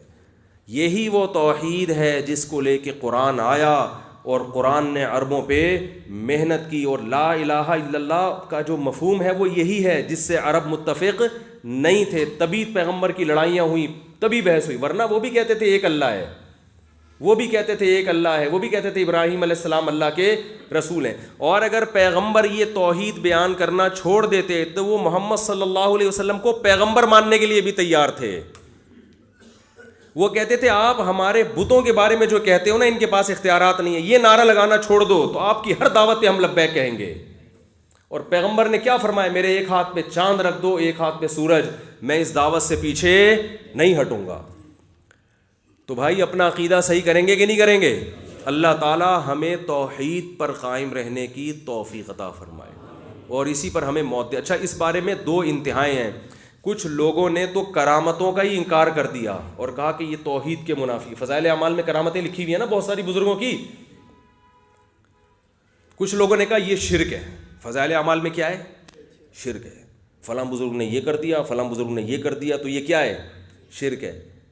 یہ ایک انتہا ہے. ایک صاحب کا میرے پاس فون آیا, کہنے لگے یار آپ کے فضائل صدقات اور فضائل اعمال میں تو شرک بھرا ہوا ہے. میں نے کہا کیسے؟ انہوں نے کہا وہ فلاں بزرگ نے مردے کو زندہ کر دیا, یہ کر دیا, پتہ نہیں وہ کر دیا, یہ تو شرک ہے. میں نے کہا کیوں شرک ہے؟ انہوں نے کہا یہ تو اللہ کے پاس اختیارات ہیں. تو میں نے کہا بھائی وہ بزرگ نے, اگر کوئی ایسی کرامت کسی نے دیکھی ہے تو بزرگ نے نہیں کیا, وہ کیا کس نے؟ اللہ نے کیا. تو اللہ بعض دفعہ کسی بزرگ کے ہاتھ پہ کچھ بھی کر سکتا ہے. تو اس سے یہ نہیں ہم مانتے کہ ان بزرگوں کے پاس اختیارات آ گئے. وہ بیچارے پہلے بھی کمزور تھے, اب بھی کیا ہیں کمزور. اتنے کمزور ہیں کہ ایک صاحب کا میرے پاس فون آیا کہ مجھے آدھا دھڑ میرا فالج زدہ ہے. مجھے کہنے لگا مفتی صاحب علاج کرا کے تھک گیا, تو مجھے کسی نے بتایا فلاں بابے کے مزار پہ جا کے یہ کام کرو, دیگ ویگ چڑھاؤ تو یہ آدھا دھڑ کیا ہو جائے گا صحیح. میں نے کہا بھائی وہ جو بابا جس کی بات کر رہے ہو نا, جب اس کا انتقال ہوا تھا نا تو اس کے دونوں دھڑوں نے کام کرنا چھوڑ دیا تھا, تبھی تو ان کو غسل دیا گیا اور قبر میں اتارا گیا ہے. جس کے دونوں دھڑ کام نہ کر رہے ہوں اس کے آپ کے آدھے دھڑ کو کہاں سے صحیح کر سکتا ہے بھائی. ایک لطیفہ بھی سنا دیتا ہوں, اس پہ چٹکلا سنا دوں, مولوی صاحب ٹائم ہے. وہ ایک آدمی کو کسی نے کہہ دیا, وہ بیچارہ تھوڑا سا آنکھوں میں اعورار تھا, بھینگا پن تھا نا, آنکھوں میں ہوتا ہے نا تھوڑا سا, تو کوئی اس کو لفٹ ہی نہیں کراتا تھا. تو ایک شرارتی لڑکی تھی, اس نے کہیں جا کے اس کی تعریف کر دی کہ تمہاری آنکھیں تو فلاں ہیرو سے ملتی ہیں, یعنی بڑے خوبصورت. بس ویسے ہی چھیڑنے کے لیے نا کہ یہ خوش فہمی میں مبتلا ہو جائے گا, کوئی اس کو لفٹ نہیں کراتا. اب یہ خوش فہمی میں آ گیا کہ میں تو فلاں فلم کے ہیرو کی طرح ہوں, میری آنکھیں تو فلاں فلم کے فلاں ہیرو سے ملتی ہیں. تو اپنے دوست کے پاس آیا, کہہ رہا ہے میری آنکھوں میں آنکھیں ڈال کے دیکھ اور بتا غور کر کے یہ آنکھیں کس سے ملتی ہیں. اس نے آنکھوں میں آنکھیں ڈال کے غور کیے کہ کافی دیر کے بعد کہا یہ تو آپس میں نہیں ملتی ہیں بھائی. یہ آنکھیں تو آپس میں, پتہ نہیں تجھے کس نے کہہ دیا کہ فلم کے ہیرو سے ملتی. تو کیا بات کر رہا تھا میں, ایک مثال دے رہا تھا آخری جس پہ یہ, ہاں میں نے اس سے کہا بھائی آپ کا جو آدھے دھڑ پہ فالج ہوا ہے, آپ کہہ رہے ہو بابے کے مزار پہ جاؤں گا تو آدھا دھڑ بھی ٹھیک ہو جائے گا. تو میں نے کہا بھائی بابے کا تو بیچارے جو بھی بزرگ تھے اللہ ان کی مغفرت فرمائے, نیکی ہوں گے, تو ان کے تو دونوں دھڑ کام نہیں کر رہے, تبھی تو ان کو غسل دیا گیا, دائیں کروٹ بائیں کروٹ, کپڑے بھی دوسرے اتار رہے ان کے. اگر ان کا تھوڑا سا بھی دھڑ کام کر رہا ہوتا نا, وہ کسی کو یہ حرکت نہیں, اٹھا کے تھپڑ مارتے. کہ وہی سرائکی کا لفظ ہے نا تیکوں, وہ کیا یار, تیکوں چماٹ, تیکوں یار وہ بتاؤ, تیکوں ہک چماٹ, یار وہ بڑا اچھا لفظ یاد کیا تھا آج. ہاں تیکوں ہک چماٹ مریسا تو سدھا تھیا ویسا, صحیح بولا نا, تیکوں ہک چماٹ مریسا تو سدھا تھیا ویسا. یہ میں نے بڑی مشکل سے آج یاد کیا. وہ مجھے نہیں پتا تھا شروع میں اس کا مطلب کیا ہے. تو ہمارے وہ یہ بھائی آئے میرے سامنے, میں نے کہا تیکوں ہک چماٹ مریسا تو سدھا تھیا ویسا. کہتے ہیں کیا ہو گیا مولوی صاحب, میں نے کیا بگاڑا. پھر میں نے ان سے ٹرانسلیشن پوچھی تو انہوں نے بتایا بھائی اس کا مطلب ہے ایک تھپڑ لگے گا تو سیٹ ہو جائے گا. تو وہ آپ کو کہا نہیں تھا, وہ تو میں ویسے ہی ٹریننگ کر رہا تھا. تو وہ بزرگ جن کے دوڑو دھڑ کام نہیں کر رہے, اگر تھوڑا سا بھی دھڑ کام کر رہا ہوتا اور کوئی ان کو ان کی پرمیشن کے بغیر غسل دینے کی کوشش کرتا, تو وہ کیا کہتے ہیں بھاولپور میں, تیکوں ہک چماٹ مرےسا تو سدھا تھیا ویسا. ایک تھپڑ لگاؤں گا انسان کا بچہ بن جائے گا. تو میں نے ان سے کہا بھائی ان کے تو دوڑو دھڑ کام نہیں کر رہے, تمہارا آدھا دھڑ کیسے صحیح کریں گے. تو فضائل اعمال میں جو کرامتیں ہیں وہ کرامت ہے, اس کا مطلب ان بزرگ کی طرف نسبت مجازن ہوتی ہے کہ ان بزرگ نے کر دیا. مجازی نسبت ہوتی ہے. جیسے ہم جبریل نے حضرت مریم کو اولاد دے دی نہیں دی اللہ نے مجازن, کیونکہ ذریعہ بنے ہیں نا, تو ان کی طرف نسبت کر دی. تو کہنے لگا یہ کیا اس کی کوئی مثال. میں نے کہا قرآن میں اگر یہ شرک ہے تو پھر میں نے کہا پھر تو معاذ اللہ قرآن میں بھی شرک بھرا ہوا ہے. قرآن میں آتا ہے کہ سلیمان علیہ السلام اپنے دربار میں بیٹھے ہوئے اپنے محل میں, اور ملکہ سبا کے بارے میں رپورٹ مل گئی, ہدہد نے آ کے بتا دیا کہ وہ چل پڑی ہے, آ رہی ہے, انسان بن کے کیا ہو رہی ہے, وہ آ رہی ہے. تو حضرت سلیمان علیہ السلام نے فرمایا ایکم یاتینی بعرشھا قبل ان یاتونی مسلمین, اے میرے درباری ہو تم میں کون ہے جو سینکڑوں کلومیٹر دور جا کے اس کا تخت میری درخواست میری یعنی فوراً سے پہلے اس کے یہاں پہنچنے سے پہلے اس کا تخت کون اٹھا کے لا سکتا ہے. حالانکہ کوئی جہاز بھی نہیں تھے اس وقت, ہوائیں مسخر تھیں سلیمان علیہ السلام کے لیے, یہ پیشکش عام پبلک کے لیے نہیں تھی. تو کون ہے جا کے لے آئے گا. قال عفریت من الجن انا آتیک بہ قبل ان تقوم من مقامک, ایک بہت بڑے جن نے بولا کہ اے سلیمان آپ کہتے ہو ملکہ کے یہاں پہنچنے, یہ تو بہت دیر ہو جائے گی, آپ کی مجلس برخاست ہونے سے پہلے میں لے آؤں گا. جن تو کر سکتا ہے نا, وہ تو اتنی دور ہوا میں اڑتا ہوا جائے گا, اٹھا کے لے آئے گا. عامل لوگ خوش ہو جائیں گے, بولیں گے اس سے پتہ چلتا ہے جنات بڑے کام کر سکتے ہیں. ایک عامل نے مجھے کہا قرآن میں آتا ہے جن نے کہا میں یہ تخت اٹھا کے لے آؤں گا, تو اس کا مطلب ہم بھی یہ کر سکتے ہیں جنات کے ذریعے. میں نے کہا جن یہ کام کر سکتا ہے سلیمان علیہ السلام کے کہنے پہ, قرآن سے یہ ثابت ہوتا ہے. تیرے کہنے پہ کر سکتا ہے یہ ثابت, تو دین کا کیا لگتا ہے جو تیرے کہنے پہ تخت یہاں سے وہاں اٹھا کے لے آئے گا. جتنے عامل ہیں نا بھاولپور میں جو جن چڑیل بھوت اور یہ سنگ دل محبوب قدموں میں, ان سے بول تو یہاں کسی پٹھان ہوٹل سے بغیر پیسوں کے ایک پراٹھا اٹھوا کے لے آ. میں کیونکہ پٹھان ہوٹل کے پراٹھے بڑے شوق سے کھاتا ہوں ناشتے میں, ہمارے پٹھان بھائی ہیں, بڑی دوستی ان سے, عزت کرتے ہیں. تو وہ اور ان جیسا پراٹھا کوئی بناتا نہیں ہے, مسئلہ یہ ہے سارا. تو اس لیے میں مثال اسی کی دیتا ہوں. میں کہتا ہوں بھائی ہم تو جب بھی جاتے ہیں پیسے دے کے, ہاں وہ عزت محبت میں نہ لے ایک الگ بات ہے, لیکن چپکے سے اٹھا کے لانے میں ہمارے اندر اتنی عزت ہمیں دیتے ہیں, پھر بھی ہم چپکے سے نہیں اٹھا سکتے. تو میں نے کہا کہ یہ جو کہتا ہے نا عامل کے سنگ دل محبوب آپ کے قدموں میں لے آؤں گا, اس سے کیا یہ پہلے ایک ریہرسل کے طور پر محبوب صحیح جگہ پہ پہنچے, صحیح قدموں میں پہنچے, ایسا نہ ہو محبوب کی بجائے کچھ اور نہ اٹھا کے لے آئے. تو پہلے مجھے یہ ثبوت پیش کرنے کے لیے کہ تیرے پاس یہ رائٹ ہے کہ تو جنات کے ذریعے, وہ کہتے ہیں ہم مشرک نہیں ہیں, ہم تو جنات سے کام لیتے ہیں. جیسے سلیمان علیہ السلام نے جن سے کہا نا, وہ جن نے کہا میں تخت اٹھا کے لے آؤں گا. تو یہ کہتے ہیں جب جن تخت وہاں سے وہاں اٹھا کے لا سکتا ہے تو سنگ دل محبوب کو قدموں میں کھینچ کے کیوں نہیں لا سکتا. حالانکہ سنگ دل وہ ملکہ سبا تو اتنا دور رہتی تھی, اور سنگ دل محبوب آپ کی گلی کے نکڑ پہ رہتا ہے. صحیح ہے نا, وہ تو پچھلے محلے کی گندی گلی سے تھوڑا سا گولے گھنٹے کی دکان آئے گی, تھوڑا سا مڑو گے تو ایک گول گپے والا کھڑا ہوگا, اس کے پچھواڑے پہ اس کا گھر ہوگا. قریب ہی ہے, کوئی سینکڑوں کلومیٹر دور ہے ہی نہیں. تو وہ کیوں نہیں 2 منٹ میں لا سکتا. تو بھائی اس کو بولو کہ پراٹھا ہوٹل سے اٹھا کے لیا, پیسے دیے بغیر, یہ جن سے کروا. جن یہ کام بولو نہیں کرے گا, اس لیے نہیں کہ جن میں طاقت نہیں ہے, جن ان عاملوں کو لفٹ نہیں کراتے. وہ تو لگتا کیا ہے اس جن کا جو تیرے لیے یہ کام کرے گا. وہ سلیمان علیہ السلام کے تو اختیار میں اللہ نے جنات کو دے دیا تھا, کیونکہ سلیمان علیہ السلام نے کہا تھا کہ ایسی حکومت چاہیے جو میرے بعد کسی کو نہ ملے. تو اللہ نے کہا ایسی حکومت تو پھر یہی ہو سکتی ہے کہ جنات بھی آپ کے فرما بردار بنا دوں میں. تو اس لیے جن تو کر سکتے ہیں مگر ان عاملوں کے مشورے پر نہیں کرتے, اس لیے ان عاملوں کو لفٹ کرانے کی ضرورت نہیں ہے. تو سوال پیدا پھر ڈائریکٹ جنات کو لفٹ کراؤ, وہ بھی کرانے کی ضرورت نہیں ہے, اس لیے کہ جن آپ کی باتوں میں نہیں آئیں گے. وہ جن کے بچے ہیں, وہ ٹھیک ہے نا, وہ انسان نہیں, وہ آپ کی کیوں مانے گا وہ. تو سلیمان علیہ السلام نے کہا کون ہے جو تخت وہاں سے یہاں اٹھا کے لائے گا اس سے پہلے کہ ملکہ سبا یہاں پہنچے. اصل میں سلیمان علیہ السلام اپنی طاقت ملکہ سبا کو دکھانا چاہتے تھے کہ دیکھ میرے پاس ایسے ایسے جنات ہیں, ایسی چیزیں میرے پاس رکھی ہوئی ہیں کہ وہ ملکہ سبا نے پہلے تحفے تحائف بھیجے تھے نا حضرت سلیمان کو اپنی دھاک بٹھانے کے لیے کہ میرے پاس اتنی قیمتی چیزیں ہیں. تو حضرت سلیمان علیہ السلام نے فرمایا کہ میں ذرا اس کو اپنی ٹیکنالوجی دکھاؤں تو پتہ چلے کہ تیرے پاس میرے پاس جو کچھ ہے تیرے پاس اس کا 10واں حصہ بھی نہیں ہے. تو یہ بعض دفعہ بھرم میں لینا پڑتا ہے.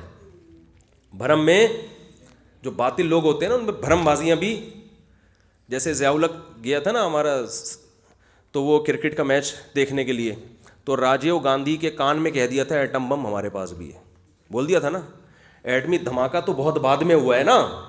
ارے انڈیا کی فوجیں جنگی مشقیں, ہمیں یاد ہے ہم بہت چھوٹے تھے اس وقت, انڈیا کی فوجیں جنگی مشقیں کر رہی تھیں بارڈر پہ, بالکل اس بات کا خطرہ تھا کہ انڈیا اٹیک کر دے گا. تو میچ ہو رہا تھا انڈیا میں, تو ضیاء الحق جو ہے نا میچ دیکھنے چلے گئے یہاں سے.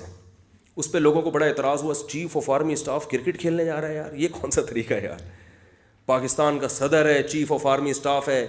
تو اصل میں وہ میچ دیکھنے نہیں, وہ ہوا یہ تھا کہ وہ میچ کے دوران راجیو گاندھی کے ساتھ صدر مملکت صاحب جا کے بیٹھے اور باتوں باتوں میں کان میں کہہ دیا کہ ہم نے بھی بم بولو بھائی بنا لیے. تو جیسے یہ ارشاد فرمایا فوراً فوجیں پیچھے ہٹ گئی. وہ جنگ کا خطرہ کیا ہو گیا. تو یہ بھرم دنیا میں ہر جگہ چل رہا ہوتا ہے. اگر ایسے فون کر کے یہ لیٹر لکھو, وہ بھرم میں نہیں آتے. جیسے وہ پائلٹ کا ہوا نا, تمیز سے اتارا, چائے وا پلا کے, تولیہ اولیہ نہلا دھلا کے, چلو شاباش. تو اس کی اب الگ یہ مزہ ہوتا ہے. میں زیادہ نہیں چھیڑوں گا, وہ پائلٹ بھی بیان سنتے ہیں. ابھی نندن کی بات کر رہا ہوں تو وہ بھی بیان سنتے ہیں, وہ کہتے ہیں بس کرو یار بہت ہو گئی. تو یہ بھی بھرم ہوتے ہیں نا, جہاز اڑ رہا ہے, ہمارے پائلٹ اڑا اور نیچے اتارا, چائے وائے پلائی, ٹھنڈا ونڈا, اور کوئی کولڈ ڈرنک کی ضرورت نہیں, چائے ٹھنڈا گرم ہونے کا بھی گرم چلے گا, یہ بھی گرم پیو, تولیے ولیے بھی رکھا ہوا تھا, پلا پلو کے. جی اس کے بھی کیا ہوتے ہیں, بھرم ہوتے ہیں, یہ بھرم.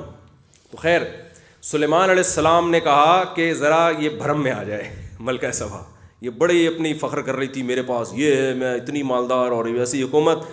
سلیمان علیہ السلام نے کہا اس کے یہاں پہنچنے سے پہلے اس کا جو عالی شان اربوں کھربوں روپے کا تخت ہے وہ کون ہے, یہاں اٹھا کے لے آئے, تاکہ وہ دیکھتے ہی کس میں آ جائے, بھرم میں آ جائے.